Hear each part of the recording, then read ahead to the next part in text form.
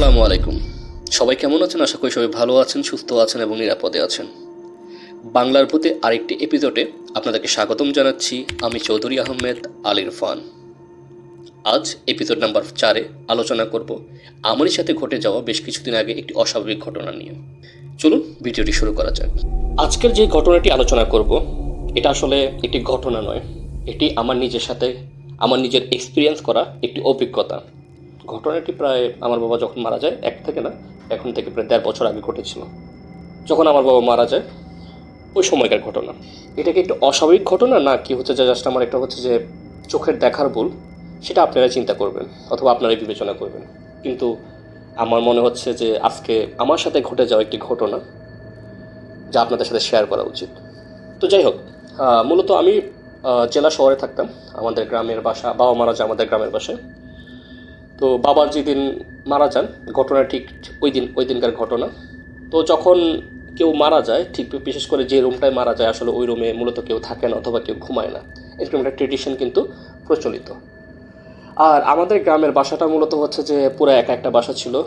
বাসার আশেপাশে খুব ক্লোজলি কোনো বাসা নাই, কিন্তু যেহেতু ক্লোজলি কোনো বাসা নাই, এর পাশাপাশি আমাদের একটা হচ্ছে যে বাড়িতে একটা ট্রেডিশন ছিল, সেটা হচ্ছে যে এই বাসায় কেউ মারা গেলে অথবা হচ্ছে যে আমাদের কোনো কেউ মারা গেলে এখানে মূলত একটা বেসিক অনুষ্ঠান, যেটা গ্রামের মধ্যে থাকবেন যে আপনারা নতুন বাসা বলে একটা থাকে, যারা নতুন আলাদা হয়ে যায় তাদের আবার কিন্তু পুরনো বাসা বলে, পুরন বাড়ি বলে একটা বিষয় থাকে। তো ওখানে পুরন বাড়িতে ছিল হচ্ছে যে আমাদের যে বাবা মারা যাওয়ার পরে যে আনুষঙ্গিক যে অনুষ্ঠান যেগুলো, ওগুলো হচ্ছে যে বিষয়গুলো থাকে আর কি, একজন ব্যক্তি মারা যাওয়ার পরে দোয়া কালামের বিষয়গুলো, সেগুলো হচ্ছে যে ওখানে ছিল। এখানে টুকটাক বেসিকটা শেষ করে ওখানে হচ্ছে যে বাকি যে অন্যান্য লোকজন থাকার ব্যবস্থা যা করা ওইটা ওইখানে করা হয়েছিল।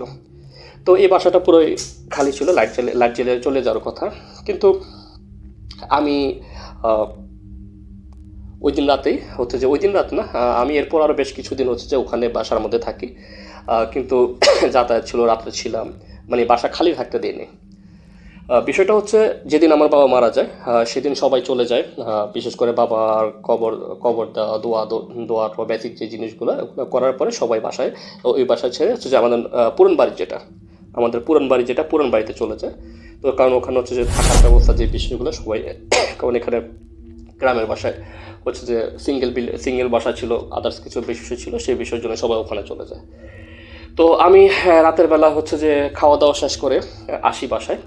ওখানে আমাদের পুরান বাড়িতে খাওয়া দাওয়ার বেসিক কাজগুলো শেষ করে তো বাবাকে কবর ট্যাদ করে খাওয়া দাওয়া করার পরে আসার পরে বাসায় এসে গোসল করি। আমাদের যে নিজেদের বাসা ছিল ওখানে এসে গোসল করে হচ্ছে যে আমি আমার রুমে বসি।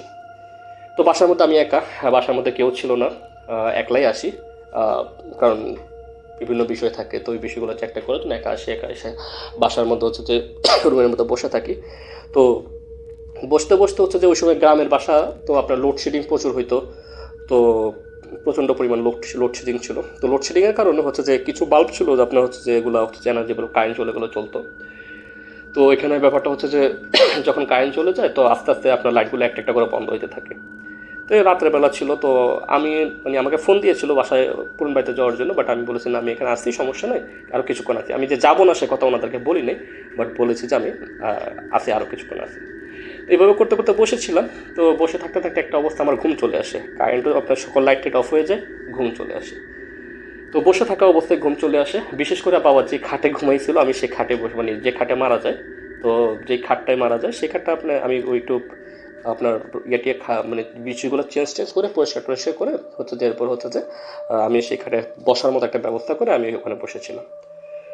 তো ওইখানে বসেছিলাম, তো বসে থাকা অবস্থায় আমার ঘুম চলে আসে। তো এটা প্রায় অনেকক্ষণ ছিল, বেশ কিছুক্ষণ আমি বুঝতে পারি যে যখন আমি ঘুম থেকে উঠে বেশ কিছুক্ষণ আমি ঘুমাইছিলাম। তো হঠাৎ করে আমার ঘুম ভেঙে যায় না, আমি চোখটা হালকা খুলছি এরকম একটা বিষয় থাকে, ঘুম এবং ঘুম থেকে জাগ্রত অবস্থা হওয়ার মাঝখান দিয়ে যে বিষয়টা থাকে আর কি, একেবারে আপনি ফুললি উঠে গেলেন এই বিষয়টা। এরকম একটা সময়ের মধ্যে আমি আমার চোখ খুলছি, আমি এতটুকু বুঝি যে আমি চোখ খুলেছি। চোখ খোলার পর আমি দেখি যে আমার সামনে যে একটা চেয়ার ছিল, একটা ডাইনিং রুম ছিল, ডাইনিং রুমের হচ্ছে ডাইনিং টেবিলের চেয়ারের মধ্যে হচ্ছে যে আমার বাবা বসে আছে। আসলে আমি যখন এই জিনিসটা উপলব্ধি করছিলাম, আমি যখন এই জিনিসটা এক্সপিরিয়েন্স করছিলাম, তখন আমার মাথায় তখন এই জিনিসটা কাজ করছিল না যে আমার বাবা মারা গিয়েছে। তখন আমার মনে হচ্ছিল যে না, বাবা হয়তো জীবিত আছে। কারণ তো তো আমি দেখতেছিলাম যে মানে আমার বাবা আসলে তখন জীবিত থাকা অবস্থা আমাকে যেভাবে আমাকে হচ্ছে যে আমি কখনো বাসায় গেলে গ্রামের বাসায় গেলে আমাকে সাথে যেভাবে কথা বলতো ওই জিনিসটা আর কি, কিরে বাবা তোর শরীর খারাপ নাকি, ঘুমে আসোস, মানে এভাবে শুয়ে আসোস কেন, এভাবে ঠিকভাবে শো, আব্বু ঠিকভাবে শো, আমাকে এভাবে বলতো। তো ওই দিনও ঠিক মানে সেম একইভাবে, কিরে তুই এভাবে শুয়ে আসোস কেন, বাবা এইভাবে বাবা ঠিকভাবে শো, ঠিকভাবে সোজা হয়ে শো, ঠিকভাবে শো, এই জিনিসগুলো বলতেছিল। তো বলতে বলতে অনেকক্ষণ ধরে মানে এইসব বিষয়ে, এভাবে শুলে তো আমাকে যে বেসিক, এভাবে শুলে তো শরীর খারাপ হবে, এই জিনিসগুলো যে কথাগুলো এগুলো উনি বলছিল। তো এটা আমি শুনতে শুনতে আমার হঠাৎ করে মনে পড়লো আব্বু তো নেই। মানে আমি এই বিষয়টা এক্সপিরিয়েন্স করতে করতে করতে করতে একটা সময় আমার হঠাৎ উপলব্ধি হলো, বাবা আমাকে এই কথা কীভাবে বলবে, আব্বু তো আমাদেরকে ছেড়ে চলে গিয়েছে, আব্বু তো আজকে আমাদের আমি কিছুক্ষণ আগে তো হচ্ছে আজকে সন্ধ্যায় আব্বুকে কবর দিয়ে আসছি। তো এই জিনিসটা আমার যখন মাথায় আসছে, তো আমি দ্রুত আমার মোবাইল, লাইট তো আবছা ছিল, অন্ধকার হালকা, তো আমি আমার মোবাইলটা অন করি, মোবাইলের টর্চ লাইট যেটা, মোবাইলের টর্চ লাইট অন করে ওখানে মারি। দেখি যে না, এখন আর আমি আসলে কাউকে দেখছি না। দূরে বাবার একটা শার্ট ছিল, সেই শার্টটা, আমার বাবার একটা শার্ট ছিল, ওই শার্ট ওখানে ছিল। তো পরবর্তীতে আমি জাস্ট মনকে এই জিনিসটা দিয়ে হচ্ছে যে কারণ আমি আসলে এক্সপিরিয়েন্স, যে কোনো জিনিস এক্সপিরিয়েন্স করার পরে সেটা আসলে লজিক খোঁজার চেষ্টা করি। তো সেখানে আমি বেসিক একটা লজিক খুঁজি যে না, হয়তো আমি ঘুমেছিলাম, ঘুমে থাকা অবস্থায় আমি কোনো স্বপ্ন দেখছিলাম, পাশাপাশি আমি ওই দূরে যে বাবার শার্ট ছিল, সেই শার্টটা হচ্ছে যে শার্টকে হচ্ছে যে আব্বু মনে করে হচ্ছে যে একটা বিষয় এভাবে।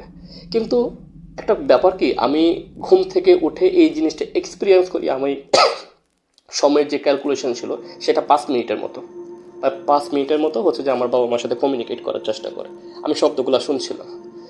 তো বিষয়টা হচ্ছে হাউ ইটস পসিবল, এটা কিভাবে সম্ভব। আমি যদি স্বপ্ন দেখি তাহলে হচ্ছে যে আমার চোখ খোলা অবস্থায় আমি কীভাবে এক্সপিরিয়েন্স করেছি। কারণ আমার এখনও মনে আছে, আমি যখন মোবাইলের টর্চ লাইটটা অন করি, টর্চ লাইট অন করে মারি, কারণ হচ্ছে আমি যখন হঠাৎ করে আমার এই জিনিসগুলো ঘটতেছে হঠাৎ করে আমার মনে পড়ে কিরে, আমি তো হচ্ছে যে আব্বুকে তো আজকে কবর দিয়ে আসছি, বাবাকে তো আজকে আমার বাবা তো ইন্তেকাল করেছেন, তো আমার আব্বু আমাকে এই কথা কীভাবে বলবে, এরকম একটা বিষয়। তো আপনি বুঝেন তখন ধরেন আমাদের বাসার আশেপাশে মানে খুব ক্লোজলি কোনো বাসা নাই, আমাদের যে বাসাটা সেটা অনেক মানে ক্লোজলি আশেপাশে খুব একটা বাসা নেই যেখানে হচ্ছে যে আশেপাশে কারো বাসার শব্দ শুনবো বা কারো বাসার কথা শুনবো, সেই সুযোগটা নেই। অনেক দূরে দূরে বাসা, বাড়ির মধ্যে কেউ নাই, আমি একা, বাসায় তখন হচ্ছে ইলেকট্রিসিটির জন্য পুরো বাসায় অন্ধকার। ঠিক ওই মুহূর্তে আমি এই জিনিসটা এক্সপিরিয়েন্স করেছি। যাই হোক, আসলে আমার কাছে এখনও হচ্ছে যে আমি ক্লিয়ার না আসলে বিষয়টা হচ্ছে যে আসলে আমি কি স্বপ্ন দেখেছিলাম তখন নাকি ইটস রিয়ালিটি। যাই হোক, আশা করি এরকম আপনাদের অনেকেরই হয়তো আপনাদের বাসার মধ্যে মুরব্বী যারা ওনারা চলে গিয়েছেন, অথবা পরিবারের কোনো ক্লোজ সদস্য আপনাদেরকে ছেড়ে চলে গিয়েছেন, চলে যাওয়ার পরে আপনারা কেউ এই ধরনের কোনো কিছু এক্সপিরিয়েন্স করেছেন কিনা, অথবা আপনাদের সাথে অভিজ্ঞতা হয়েছে কিনা সেটা শেয়ার করবেন আমার সাথে। যাই হোক, সবাই ভালো থাকবেন, এবং আমাদেরকে যারা ছেড়ে চলে গিয়েছেন, আমাদের আত্মীয় স্বজন মুরব্বী যারা আমাদের ছেড়ে চলে গিয়েছেন, সবাই সবার জন্য দোয়া করবেন। চলে যাওয়ার পরে তাদের জন্য দোয়া ছাড়া কিছু অবশিষ্ট থাকে না। সবাই ভালো থাকবেন, সুস্থ থাকবেন, নিরাপদে থাকবেন। আমার জন্য দোয়া করবেন। বিদায় নিচ্ছি, আমি চৌধুরী আহমেদ আল ইরফান। কথা হবে অন্য কোনো এপিসোডে। আল্লাহ হাফেজ।